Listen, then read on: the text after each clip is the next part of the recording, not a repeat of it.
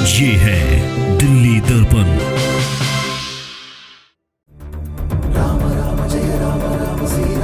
जय श्री राम, जय श्री राम, जयकारा वीर बजरंग। धर्म पर प्रश्न उठाना बंद करो, बंद करो। धर्म पर प्रश्न उठाना बंद करो, बंद करो।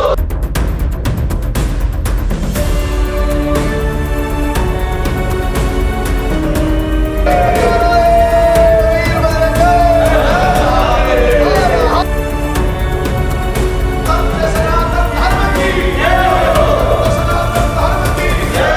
नमस्कार, आप देख रहे हैं दिल्ली दर्पण टीवी।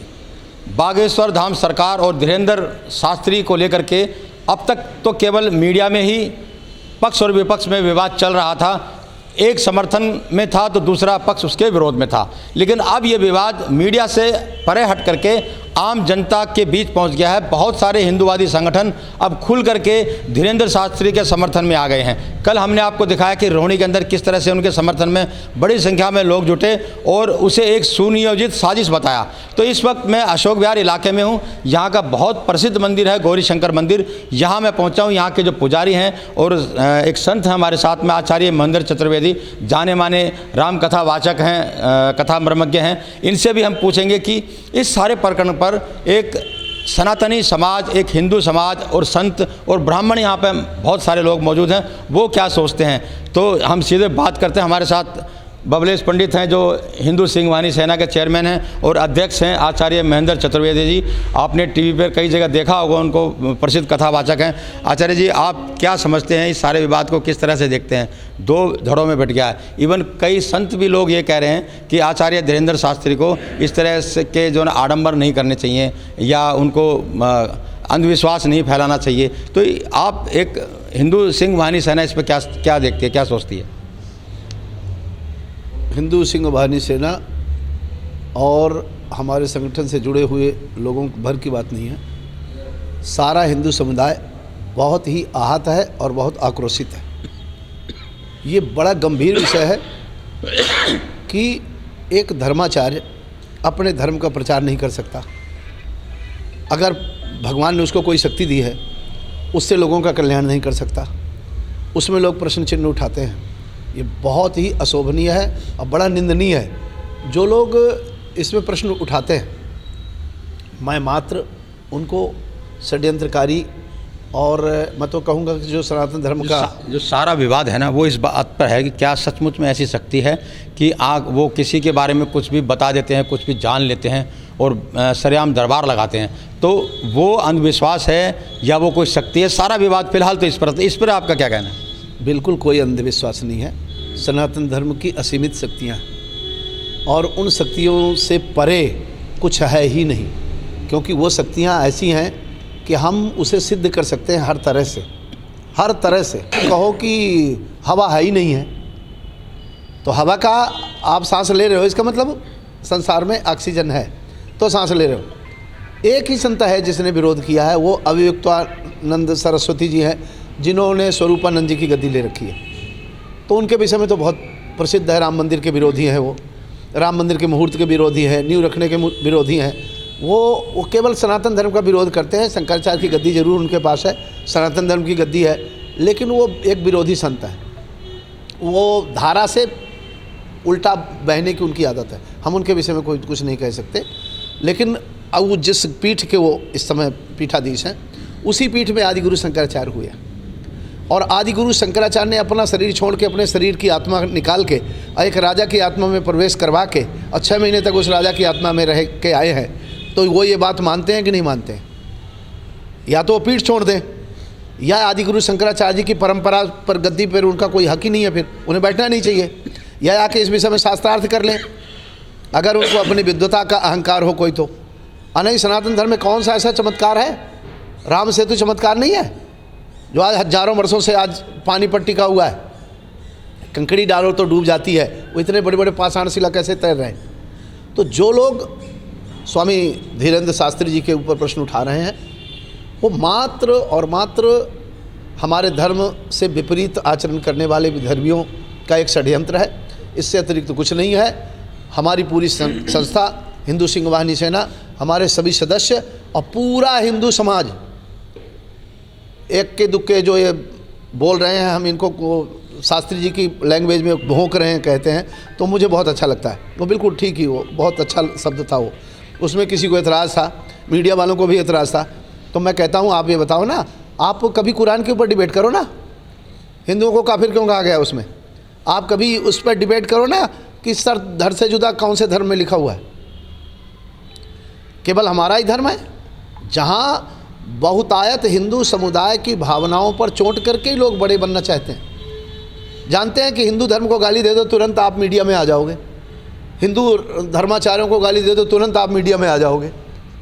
तो ऐसा विवाद जो दूसरे धर्म हैं उनमें नहीं होता है। आप ही बताएं, कभी भी किसी भी धर्म के विषय में 1-2% सिख धर्म है, 1-2% 3% पूरे भारतवर्ष में सिख धर्म है, एक प्रश्न कोई उठा के दिखा दो आप उनके धर्म के विषय में। हालांकि वो भी हमारा अपना अंश है, हमारा अपना हिस्सा है, हम उसे दूसरा धर्म कैसे कह दें।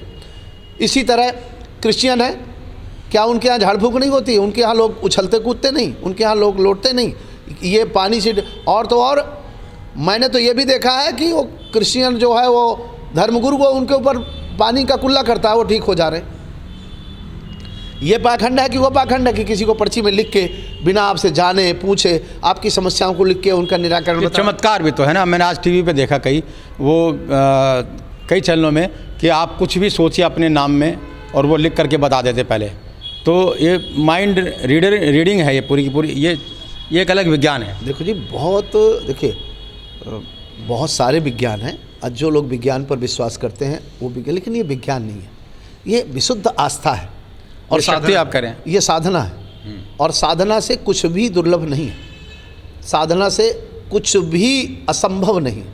वो जो कुछ भी कर रहे हैं, और हनुमान जी की तो बात ही ऐसी है कि हनुमान जी चारों युग प्रताप तुम्हारा है, प्रसिद्ध जगत उजियारा। समस्त युगों में वो जीवंत हैं, सदैव हैं, जो नाम ले उसके बगल में खड़े हैं।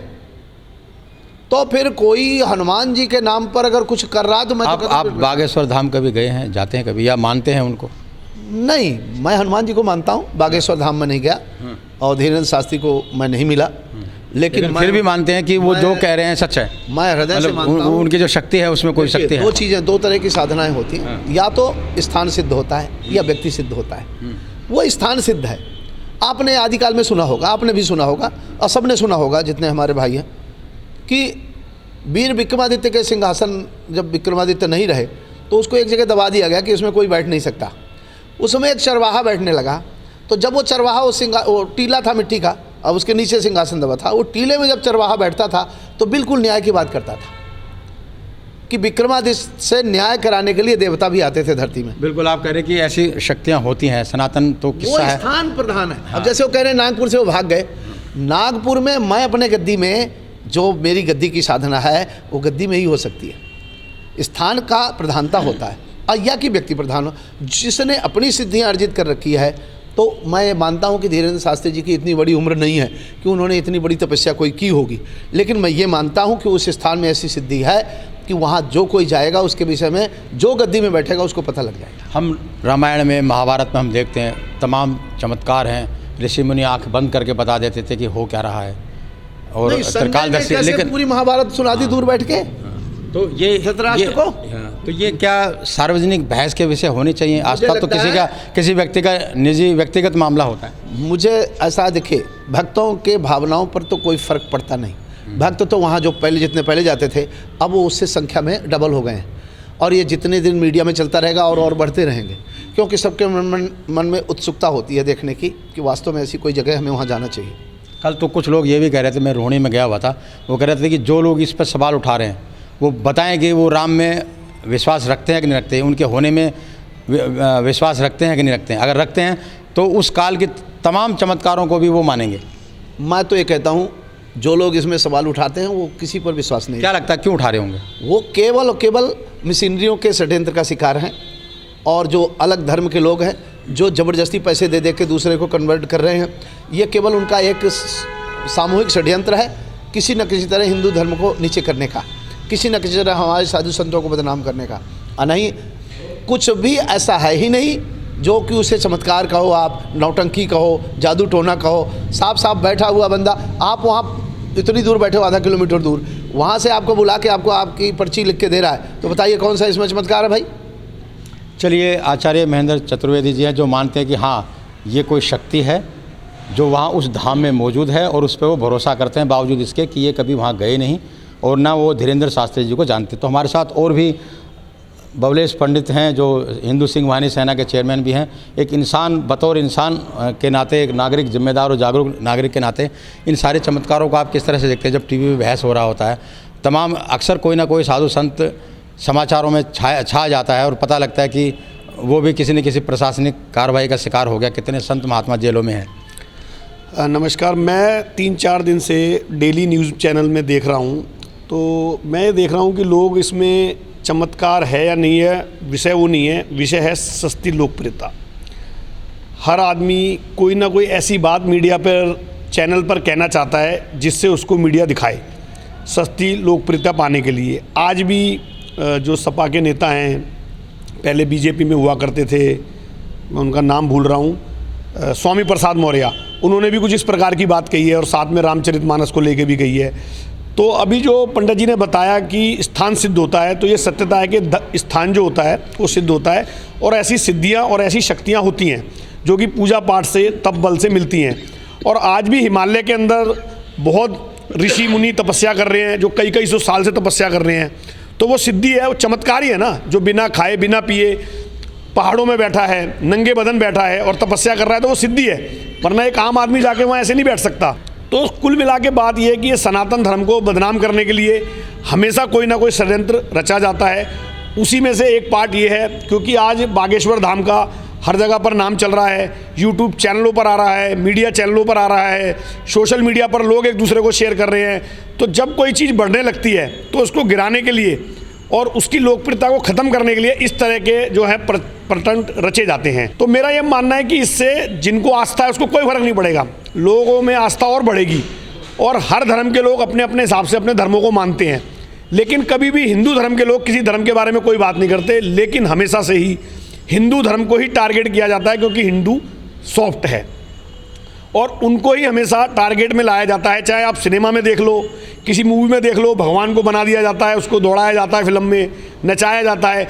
अगर आप किसी और के धर्म के विषय में ऐसा करेंगे तो बवाल हो जाता है, क्योंकि हिंदू सॉफ्ट है, हिंदू उस पर प्रतिकार नहीं करता है, तो इसलिए उसको टारगेट किया जाता है। और सेम धीरेन्द्र शास्त्री जी के मामले में भी मैं यही कहना चाहूँगा कि हो रहा है। वो कोई वहाँ पर कुछ कर नहीं रहे हैं, वो आए हुए आदमी की समस्या को बता रहे हैं और उसको पूजा पाठ का तरीका बता रहे हैं कि आप जाके पूजा करो। वो कोई वहाँ ठग नहीं रहे हैं, किसी से पैसा नहीं ले रहे हैं, और ना ही वो किसी को बुलाने जाते हैं कि जी आप मेरे यहाँ आइए। लोग अपनी सुरक्षा से वहाँ जाते हैं। तो ये श्रद्धा का मामला है, भगवान से भक्त का मामला है। इसके अंदर कोई भी ऐसी बात नहीं है जिसको मीडिया पर दिखाया जाना चाहिए, क्योंकि हर आदमी अपने लिए स्वच्छ है, सोचने के लिए, कार्य करने के लिए, पूजा करने के लिए। इसमें किसी की बाध्यता नहीं होनी चाहिए। आपको नहीं लगता कि जो दूसरे धर्म के लोग हैं वो खिल्ली से भी उड़ाते होंगे? ये सार्वजनिक विषय मीडिया पे नहीं आने चाहिए? कोई इस तरह की मांग हिंदू संगठनों के द्वारा की जानी चाहिए? बिल्कुल संगठन के द्वारा की जानी चाहिए। मैं तो कहता हूँ इस मामले को कोर्ट में भी लेके जाना चाहिए कि किसी भी धर्म को, मैं ये नहीं कहता कि हिंदू धर्म को, मैं तो कहता हूँ किसी भी धर्म को लेकर टीवी पे डिबेट क्यों होनी चाहिए। धर्म का जो मामला है वो आस्था से जुड़ा हुआ है। हर आदमी का अपना धर्म होता है, अपना इष्ट होता है, अपनी सोच होती है। हर आदमी अपने हिसाब से सोचता है, अपने हिसाब से पूजा करता है। तो इस मामले को लेकर डिबेट तो होनी नहीं चाहिए। अब कोई हनुमान जी को मानता है, तो कोई माता को मानता है, तो कोई शिरडी साईं बाबा को मानता है, सबकी अपनी अपनी मानता है। तो उस बात को लेके कोई डिबेट नहीं होनी चाहिए और इसको मामले को मेरे हिसाब से कोर्ट में भी लेके जाना चाहिए। चलिए, बिल्कुल साफ साफ ये कहना था कि जो भी विवाद हो रहे हैं वो मीडिया का विषय नहीं होने चाहिए। इससे हजारों लाखों लोगों की धार्मिक भावनाओं को आघात लगता है, आहत होती हैं। और टीवी पे अगर मुद्दे हों तो देश हित और राष्ट्र हित से जुड़े मामले होने चाहिए।